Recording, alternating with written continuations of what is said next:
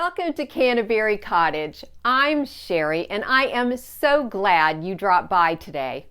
Have you ever created a mood board? Well, I don't know about you, but mood boards just don't work for me.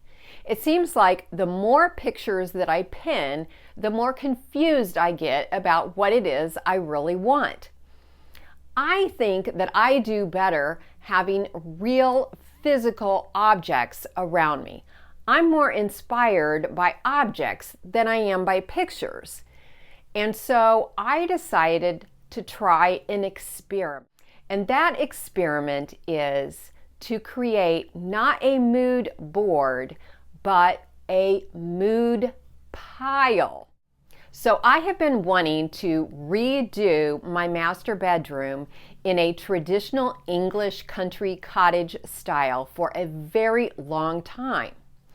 So I began picking up things at thrift stores that I thought would look good when I ever got around to redoing the master bedroom. Well, it didn't take long for me to figure out that I needed some way of knowing that all the things that I was picking up at the thrift store would actually go together and look good together. And so I decided that I needed an inspiration object. And what is more traditional English country cottage than a piece of floral china? And so when I was at the thrift store and I came across this pretty floral plate, I knew right away this was going to be my inspiration object for my bedroom redo. It has a nice variety of colors that I can choose from. It has a pretty green, a blue, a pale peach, a yellow, a pink. It's got a white background, it's got a creamy background, and it has this beautiful gold trim. So there's lots and lots of inspiration that I can pull from this little plate. You might think that using a china plate as an inspiration piece for a bedroom redo is a crazy idea. But I have to tell you, it has really helped me to make quick decisions. I took a picture of the plate so that I would have it on my phone, and whenever I'm out thrifting, when I see something that I think I might want to use in my bedroom makeover, I look at that plate, and that helps me decide whether the item in the thrift store will look good in my room or not. So let me show you some of the things that I have been picking up at the thrift store lately. One thing that you always see in English cottage design is vintage art. I already had a lot of vintage art around the house that I wasn't using, and so I pulled some of that I thought went well with my inspiration plate. And that includes these old calendar prints that I had framed years ago. Look at that. Look how beautiful that print looks with the plate. These vintage butterfly prints. Another butterfly print. I also had this piece of artwork already in my bedroom, and it will be going back. You might remember this from a previous video when I redid the frame. I also picked up this cross stitch for $5.99. I will probably take it out and turn it into a pillow because I think it looks a little too modern in the frame, especially with the way the mat is cut. And then I picked up this little gold bamboo frame for 59 cents, and I will just be changing out the artwork and the mat on that as well. Brass accessories are something that you find in English cottage design. And I picked up this pretty brass and glass jewelry box for just $1.99. I think that is just like a great price. I picked up these old mirrors, and I'll just be using those as pretty little accessories in the bedroom. I also plan on hanging this mirror above the dresser. It's really too large for this spot in the dining room. English cottage design always includes lots and lots of books.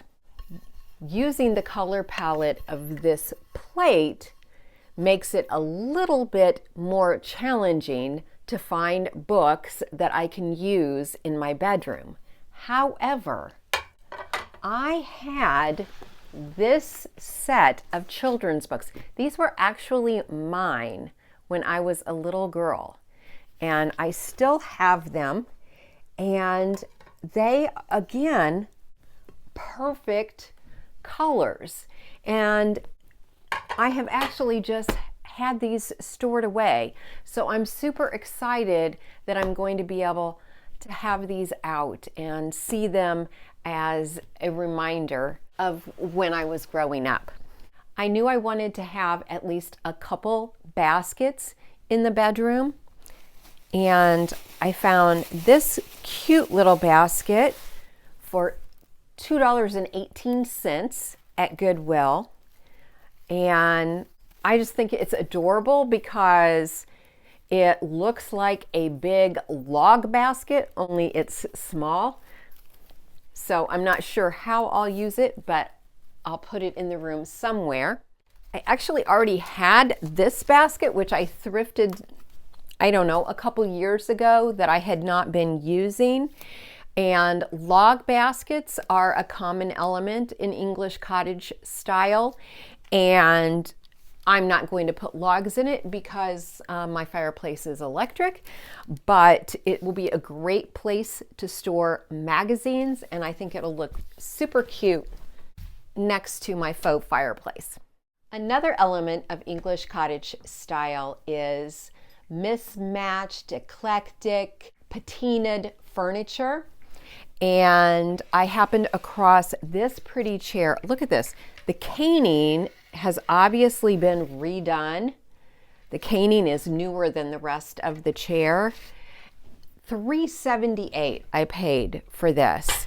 And I am probably doing absolutely nothing with that because I already love the patina that it has, and the coloring is great.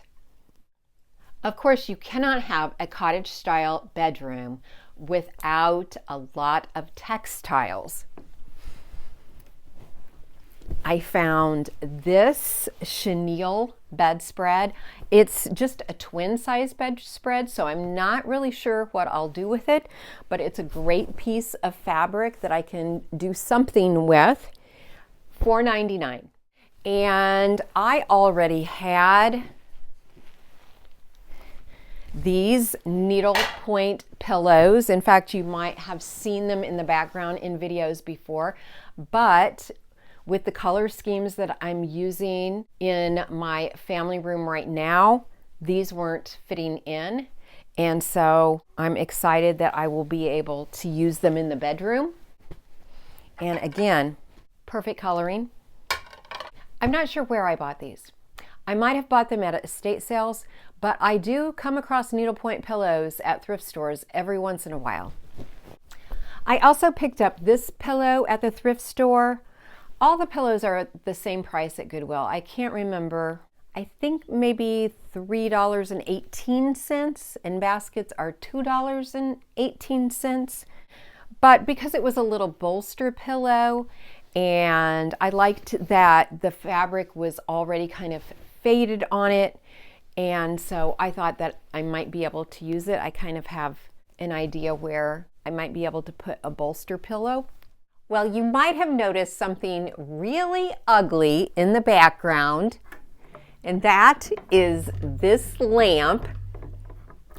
Let me take the stained shade off so that you can see it better.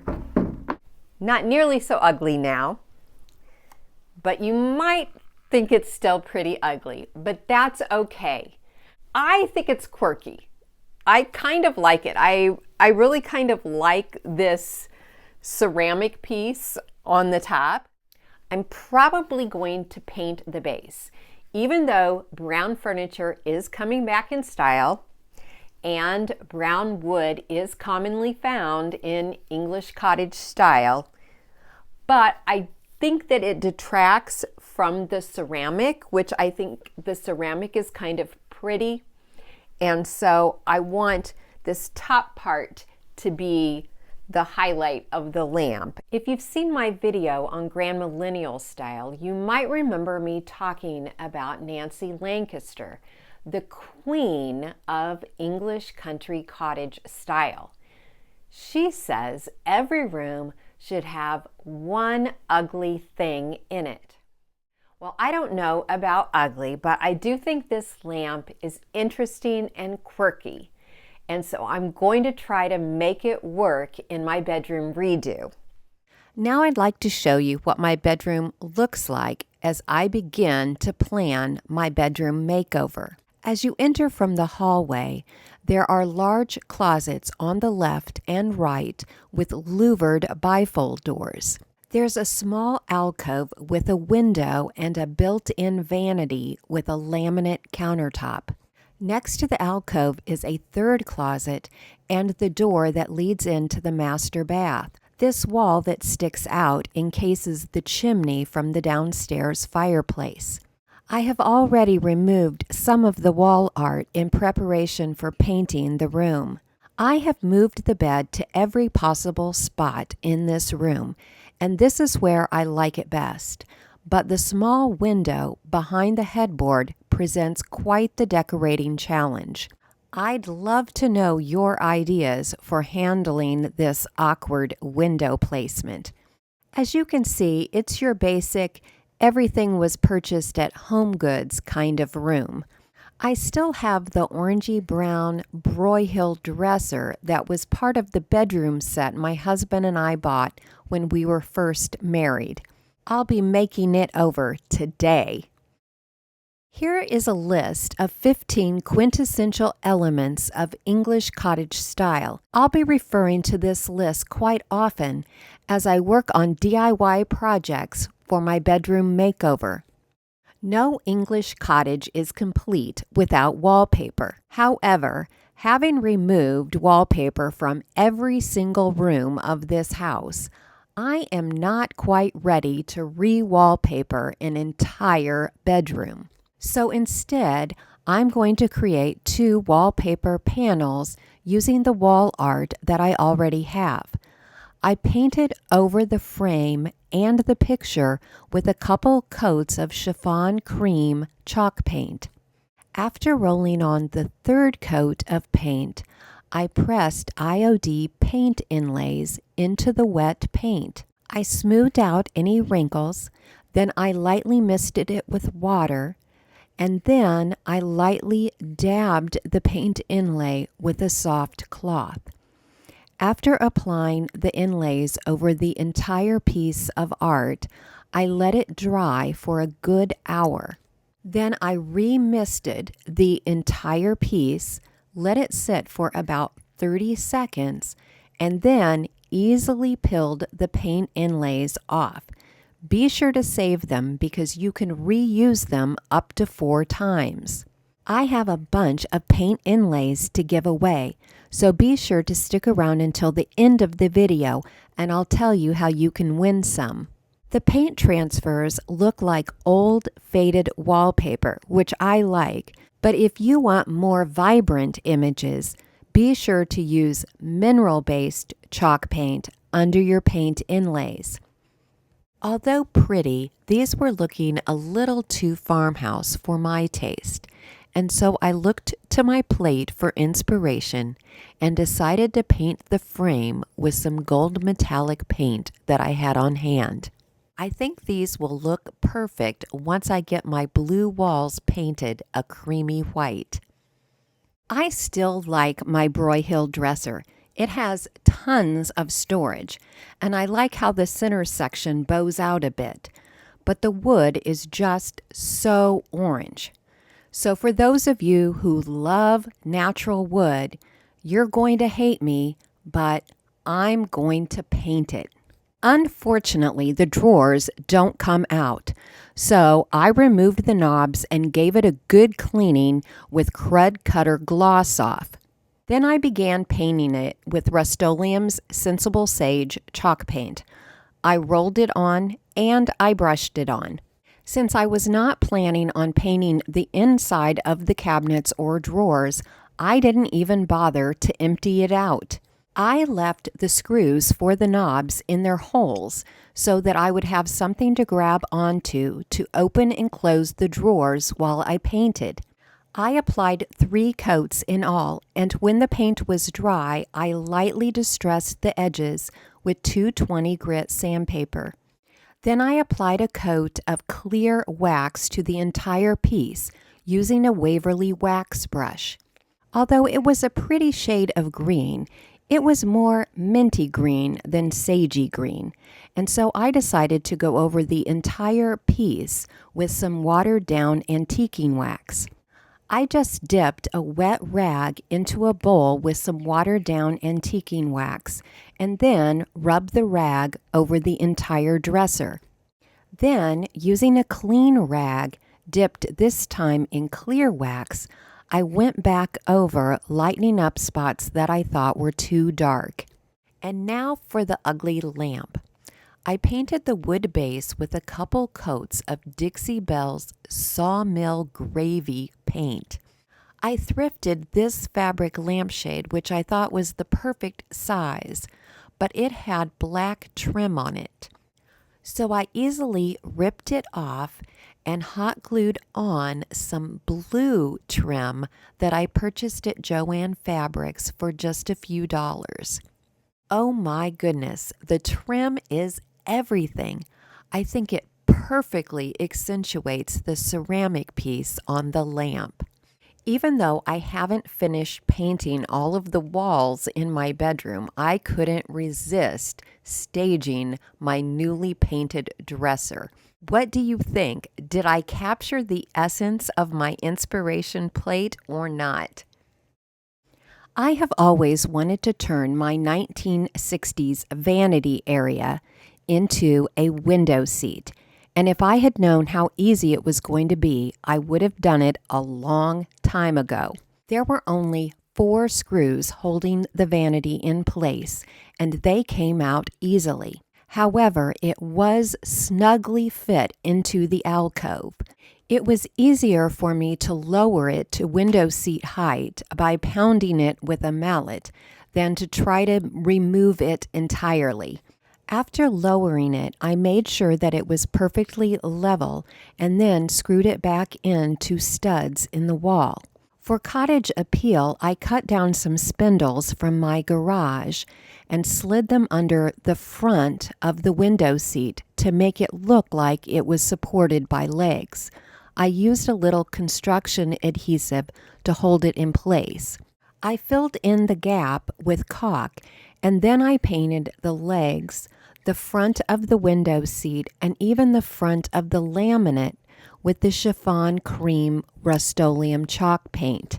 I'm going to make a seat cushion so it'll be more comfy. But even without it, I am loving this new little window seat. As I was working on the window seat, I came up with an idea for the little wicker basket I showed you during the thrift haul at the beginning of this video. I would turn it into a lampshade for a pendant light. First, I cut and removed the wicker handles. Then I cut a hole in the base of the basket, large enough for the socket to fit through. Be careful not to make the hole too big. Then I inserted and attached the socket from my recessed can conversion pendant. This is one of the lights that I removed over my kitchen island in a recent video. You merely remove the cover from your can light and screw it in. There is no wiring involved. Just make sure that your canopy is large enough to completely cover your recessed opening. Oh my goodness, what a great improvement for $2.18. And it provides the perfect amount of light for sitting and reading a book in my new window seat. Although I wasn't sure where I was going to hang it, I knew I would need some framed traditional art to complete my English cottage look, and I was thinking I wanted to go with a butterfly theme. Instead of using just prints, I had an idea for creating the look of a vintage entomology collection. I removed the backs and prints from some of my frames, and then I applied some IOD butterfly transfers to some thin pieces of cardboard, like cereal box. Another option would be to print out some images of butterflies and Mod Podge them to a piece of thin cardboard. Once the butterfly image is attached to your cardboard, cut it out using a pair of sharp scissors. Apply spray adhesive to the back of your picture frame and then cover the back with a piece of cotton fabric in a neutral color. Apply some additional adhesive along the edges so that you can fold the edges of your fabric over to the back. I applied the butterfly antenna directly to the fabric because they are so difficult to cut around. And then hot glue your butterfly to the center of your fabric. Finally, reattach it to your frame. The artwork in the gold bamboo frame was glued to a piece of plexiglass, which was behind a piece of sheet glass.